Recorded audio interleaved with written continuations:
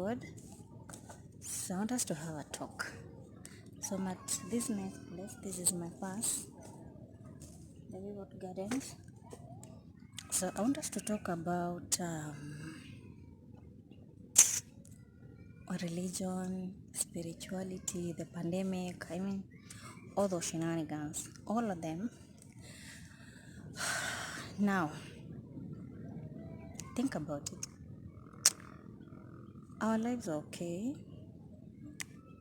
Everything was moving on smoothly, if I may say so, nicely, so well, so good. And we were so used to the hustles and bustles of life that, I don't know, we were just used to the normal. And then this thing happens, and then everything is at a standstill, and everything stops. So right now, it's such a weird time because we've never experienced such a thing. Everything just stopped and things are not moving. Businesses have closed, churches have closed, institutions have closed, schools have closed. People are doing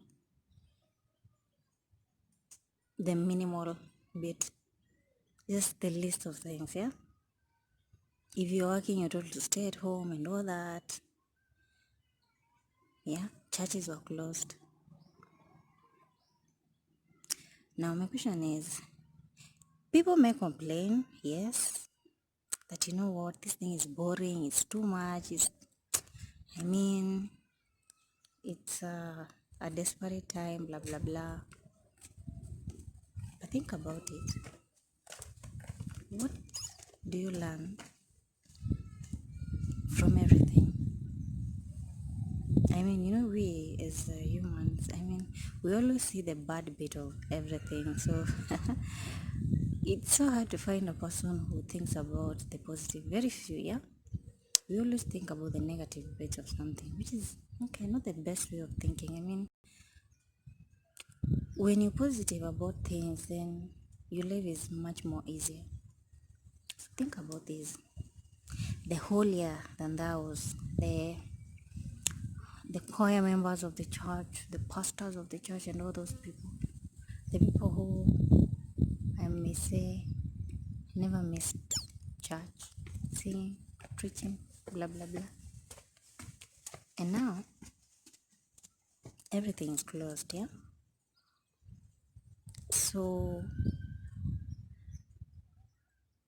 what does it tell you?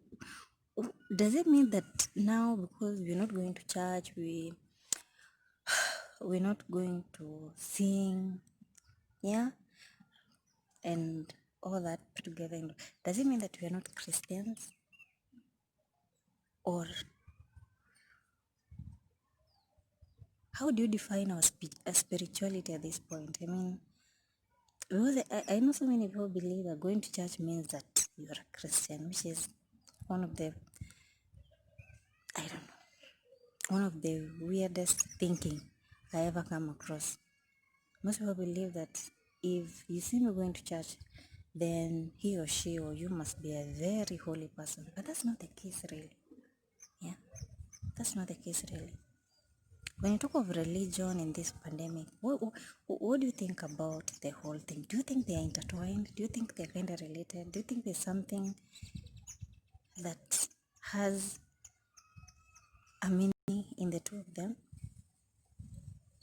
Look at schools. Schools are closed. Education is so important, but schools are closed. Pastors will go home. Pastors are told go home. Preachers go home. Yeah. Look at the business. Just go home. And it got me thinking. There's this verse in the Bible that talks of being still. I think is it Exodus? If I may just refer. I think it's Exodus or Psalms. I think Psalms 46:10 or something. And it says that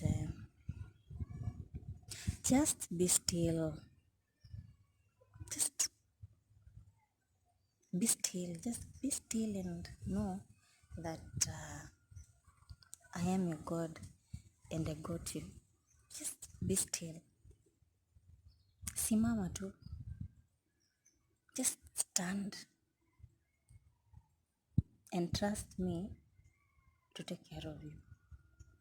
which is normally so hard for us because always we're so focused on our jobs, 8 to 5. We're so focused on our families, we're so focused on getting money, getting rich, and all those earthly things that we forget that at the end of the day, I think when it comes to religion and Christianity, it's upon you. It's you. It's your heart. It's your heart. What's within you? It's not about the physical bit. It's not about going to church. It's not about being the loudest choir member in the church. It's not about always being at the front in the podium in the church. It's not about you reading verses in the church. It's not about you preaching in the church. It's about your heart. What's in your heart? At the end of the day, all this physical thing, this one does not define us. We are defined by whatever is within us, because the physical bit can lie. It can lie. It can lie.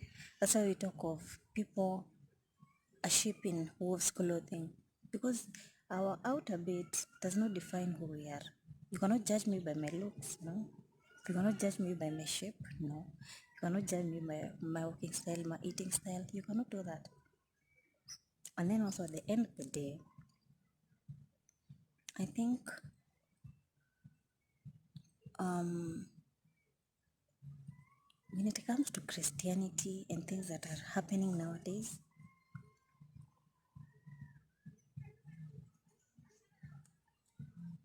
it's sad. It's sad. Actually, for me, I think everybody just needs prayers or something. It's sad. It's a sad reality. It's a sad reality that the pastors we are having and the priests and everybody do not even know what they're doing. It's a sad reality that Christians are following these pastors and priests as if they are gods. It's a sad reality that you've put so much trust in other human beings that you've even forgotten the word. It's a sad reality that people don't read the Bible but trust in the human knowledge. It's a sad reality that we are so blind, yeah, that even these same pastors are leading Christians astray. Yeah, where is the reading culture of the Bible? To tell you the truth, I am so sure from what I observe, because I observe a lot, from what I read, from what I see, the reading culture of the Bible is zero. People are not reading the Bible at all nowadays. People do not know the Bible. People do not know the word. They don't. And it's so funny because in every home you find that we have Bibles, families have Bibles and stuff. You can never miss the Bible. But people don't read the Bible. People wait until Sunday when unaenda kanisa unasikiza huyo, you listen to another human being giving you the word or giving you just one or two verses, and you believe that that human being knows everything about the Bible. And that's all. So from Monday to Friday, you do your thing, you do everything, and then on Sunday now, you go now to listen to your God. I mean, for me, I think it's hypocrisy of the highest level. Because what I believe, pastors and priests, pastors are intermediaries of God. It's like it's a messenger. Somebody who just delivers the message. He is not God. He's just a messenger. So what happens when you put all your trust in this person? What happens if this person tells you that, you know what, for you to get rich, I want you to put 500 shillings or 1,000 shillings in my M-Pesa today. I want you to drink your urine every morning and you will get rich. I want you to wash yourself with acid. Unajiosha na acid. No use of common sense, and you will go and use that acid, knowing very well that the acid burns, yeah? I want you to go and wash yourself with acid, and you're going to get that baby that you've not gotten for so many years. I want you to come and sleep with me, and you're going to get that husband that you've not gotten for 30 years. And you do that, exactly that. I mean, isn't that madness of the highest level? I want you to tie that snake around your neck, and all the troubles that you have with your in-laws are going to kaboom, disappear. Is that not madness? Insanity of the highest level. I mean, I look at things, I read things, and I'm like, what? Are people crazy? I mean, what desperation leads somebody to do such crazy things? What level of foolishness, I call it foolishness, stupidity of the highest level, leads somebody to wash themselves with acid so that you can get rich? I mean, what gets people to trust the pastors and priests in such a manner that these people act like they are gods? That whatever they say is yes, yes, yes, I will do, and I will do without even a question. That's one side to it. That's one side to it. I think that actually this is just an encouragement to anyone who is watching this, that I know people are complaining a lot. Oh, I miss the church. I I don't feel okay when I'm not going to the church and stuff, blah blah blah. But you know, at the end of the day, the church is you. True. Yeah. The church is you. The church is you. You can do everything that you do alone, without even the pastor or the priest. Though it's necessary, but it has to be from within. So at the end of the day, when you talk of the closure of the churches was such a bad thing, such a bad move. Sasa, does it mean that juu uendi kanisa you're not a Christian? No, it doesn't mean that. And can I tell you something? After thinking so much about this whole thing, the reason as to why this thing is happening, I mean, it's such a weird. Don't you think it's weird that everything is at a standstill? Everything is like there's nothing moving. It's just so weird. I think God is passing a message to each and every one of us that, you know what? You're so involved in yourselves, for Christ's sake. You're just so involved in yourselves. Can you just give me a minute to let me do my work? You're so involved in your own selfish bits, your families, looking for money, blah, blah, blah, blah. Can you just allow me to do my work? Can you just allow me to do my work? Yeah? That just give me some time. Just stop what you're doing. Just stop everything. It's not necessary. Just stop everything. Check yourself first. Just check yourself first. Because at the end of the day, God looks at our hearts. That's what I believe. That's the truth. So He's telling us, just your business is important, yes, but it's not that important. The church, that representation of me, that building is important, yes. The services are important, yes, but don't come to my house and you've not checked yourself. Check within you. Looking for money is important, yes. Feeding your family is important, yes. But please, can you just put it aside for some minutes and focus on you? The message is today that this pandemic time, it's a lot of time for you to improve yourself, check where you've been going wrong, reevaluate yourself, think about yourself, think about your goals, think about what you want. Yeah, just focus on mending yourself. Are you doing the best that you can? Are you? Are you being the best version of you? Are you? Do you know your purpose? Do you, or do you just live in this world as if uliangushwa tu, so unaamka unalala jioni, unaamka that's it. You just yeah, you're so focused that you don't even think about yourself. It's not a punishment. I don't believe this is a punishment. I believe this is a wake-up call for all of us. The God is telling us that please stand still and let me work on you. You're my creation. I created you. I have a purpose for you.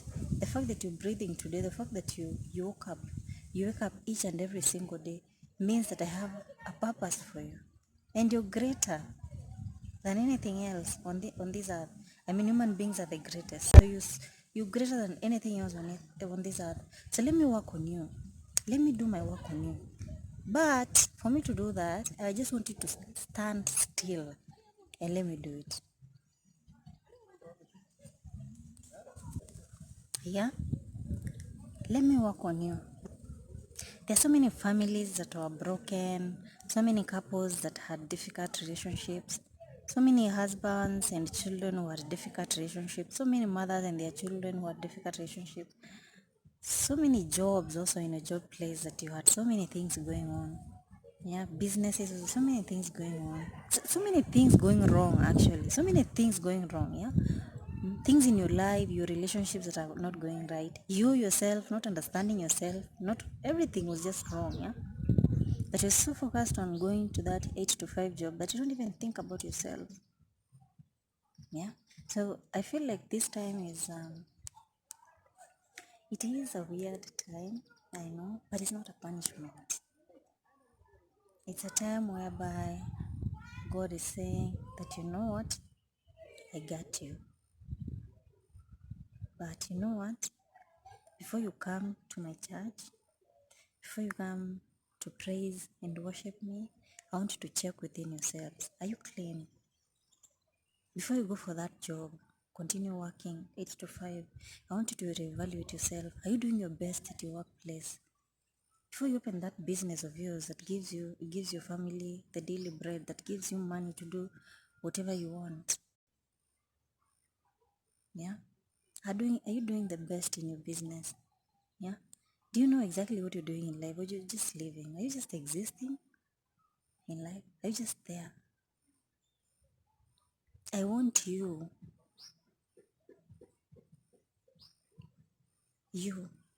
as somebody I molded, somebody I created. I want you to have a purpose when everything starts going right, when everything goes back to normal. I want you to know who you are when everything goes back to normal. I want you to have a good relationship with your family when everything goes back to normal. Yeah? I want you to believe that you're the best thing that could ever happen on this earth when everything goes back to normal. I want you to think about the things that have been bothering you. That you're not enough, you're not pretty, you don't have a husband, you don't have money, you don't like your life, you feel like killing yourself. Of suicide. Yeah. I want you to perfect yourself. So that when everything comes back, when everything is normalized, you're feeling good about yourself. And above all, I want you to love yourself above your family, above your relationship, above your job, above anything on this earth. Just love yourself because one, God loves you, and two, when you learn to love yourself, then you're able to pass that same love to the people around you. Your family, once you love yourself, you'll have the best version of you. At your workplace, since you love yourself, despite how much it may be difficult working with people, you will give the best version of you. Yeah. When it comes to Christianity, religion, and spirituality, you'll be at your best version just because you love yourself. And know that you're loved by the one above. Yeah. So I want to encourage you guys. Some of you complaining there at home. Most of you complaining there at home of how boring this thing is. Oh, we don't have things to do. Oh, we wish we went back to school, our kids. Oh, I need to go back to work. Can you look at the positive bit of this pandemic, because there's a reason behind everything. It did not just come for the sake of it. No, it's a lesson, it's a message. And until you get the message, then you will be in a whole negative space. Yeah? Focus on building yourself, focus on bettering yourself, focus on being the best version of you. Focus on learning your purpose. When all is done and said, then you're good. And then at the end of it all, I mean, who makes everything happen? It's God. Whether bad or good, it's God. Why? Why? Stop asking yourselves, why? Why is this happening? Why now? Why? Just leave it. Because the one above knows why he made it happen. So I'm sending positivity to you guys. I'm sending blessings to you guys.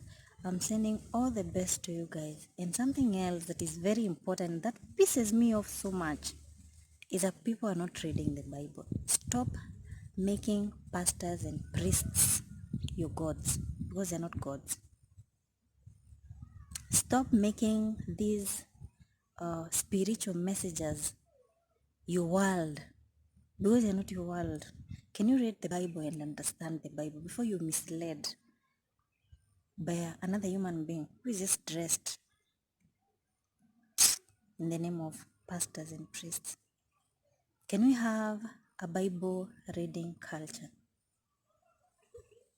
And when you read the Bible and understand the Bible, you are not easily misled, because you know what the word says. But if you just only know one verse from the Bible, anything you're told is what you believe. And there's so much desperation outside there. People are looking for money, people are looking for things, people are looking for perfection, people are looking for spouses, people are looking for children, people are looking for good marriages, people are looking for so many things outside there. And that leads people to get so desperate, especially when you're not getting what you want. And that's why you find people are willing to pay anything they are told by the pastors and doing all sorts of stupid things by the pastors, just because you're so desperate. But why are you so desperate when you have the word with you? Why are you so desperate when you call yourself a Christian? I know it's an emotion, yes, but why are you so desperate when you call yourself a Christian? And when you get so desperate, why do you have to go to the pastor to help you get that desperation? You know, they take advantage of the status that you're in, yeah? And they can tell you anything. Can you read the Bible? Understand the Bible. Something else. Going to church every Sunday does not make you a Christian. It does not make you a Christian. Being at the podium every Sunday and singing and preaching does not make you a Christian, mind you. It does not make you a Christian, my friends. It does not. It does not make you a Christian. Christianity is within you. It is within you. Can we focus on building our insides rather than our outsides? You may be the best choir leader, the best singer, but you're not a Christian, trust you. I've seen the worst in churches, and being at the front and talking to people on Sundays does not mean that you're a Christian. I'm not saying that there are no Christians, and I'm not saying that. I'm just saying it does not mean that you are a Christian. Focus on your inside before anything else. When your inside is perfect, then you're good to go. But acting it out, there's nothing you're doing. There's nothing you're doing. So just know that God loves you above anything else, and there's no problem that you cannot defeat. There's nothing greater than you. I mean, anything that comes your way, you can handle it. That's why we're human beings. We are not kangaroos or chickens or ducks. as a human beings, because you have brains to think, to make decisions with, and all that. Just read the Bible, love yourself, above all, be prayerful, know that God loves you, and focus on building yourself. And always, number 6, always, can you learn to know your purpose? Just learn to understand why you're living. That's very important, because that now will make your life very meaningful. Why?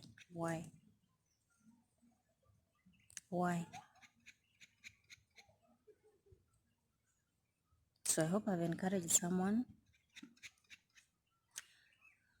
today. That's all I had to say today. And just be happy. I mean, life is short. Life is so short. So just be happy. Live it out. Just live. Yeah. Even in the pandemic season, just live. Be happy. Love the people around you. Have the positive energy. Can you be the light in every situation that you're in? Be that light. Watu wakikuona wanajua hapa this guy or boy is just a breath of fresh air. Yeah, just be good and kind to people. And with that, I think I'm going to close this off. I'm so tired. I need to go back. So I'm still at We Got Gardens. Kama mnaweza ona hapa imeandikwa We Got Gardens. Nimekaa hapa sana kutoka saa 4 hadi saa hizi. And I'm tired. So what I'm gonna do is also, I had my notebook. Nilikuwa nimeweka points hapa so that I don't forget. There's nothing bad is talking and then you forget what you're talking about. So I had my notebook. Nitaiweka kwa bag. And then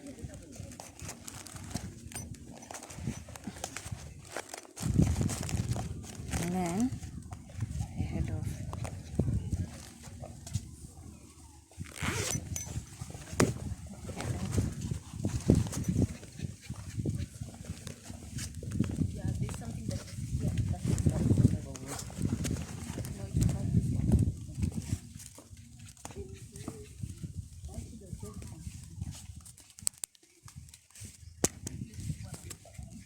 This place is such a good place for people to get away. Just do.